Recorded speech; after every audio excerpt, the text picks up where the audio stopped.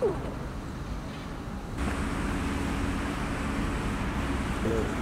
su znali da treba spinati.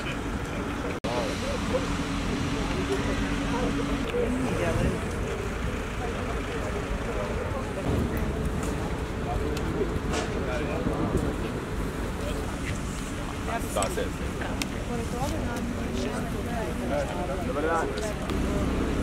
Pošto nije bilo više tako konusnog je oblika i gore, znači prečnik je po 2,5 metra dubine. Ovo je jako, ovo je vas. Treba da bude aktivno. Ne samo naše.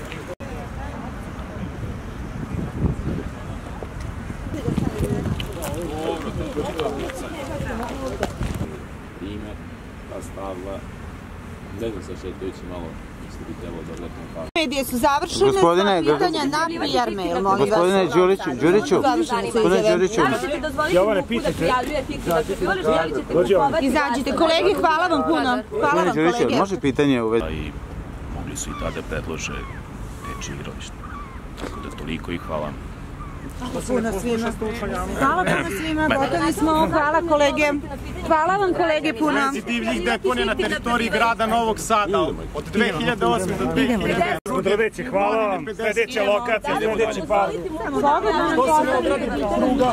Kako mi železničkog parka možemo da odemo na prugu? Kao u cijeloj Srbiji. Gradonačelniče, pa i mi smo građani, što nam ne odgovorite? Slobodno pošaljite. Dobro, mi smo došli ovdje, to je prijetno. Dobro, evo mi odgovara. Kako su upirati deci, šta da pitaju gradonačelniku? Novi Sad. Hvala vam. Hvala također, svako dobro. Nećete ni s odgovorom, nećete ni u buduće. Hvala što ste bili. Nema na čemu. Na našoj akciji. Pa vidim, svi su samo došli da vide, niko nije ostao da radi.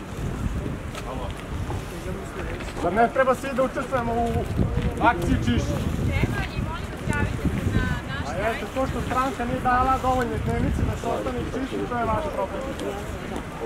Mi smo došli da vidimo zašto je organizovana, to je zahvalni smo što je danas organizovana akcija čišćenja, pošto je stav hteo da organizuje sutra i to najavio pre nedelju dana, tako da su nam vrlo jasne sumnje da je ova akcija nije bila samo prolećna akcija čišćenja, nego da su namjerno počeli od železničkog parka kako bi grad to odradio pre svojih građana i to je jako lepo. To je prvi put da se vidi da grad nešto radi pre svojih građana, a što se tiče toga da li smo došli da vidimo gradonačelnika i tekako, pošto nigde ne možemo da ga vidimo, mnogi građani ne znaju ni kako izgleda, ni kako se zove. A s obzirom na to da smo mi postavili gradonačelniku neka pitanja i da nam on nije odgovorio, izgleda da nećemo moći da stupimo u kontakt s njim ni u budućnosti, makar tako izgleda.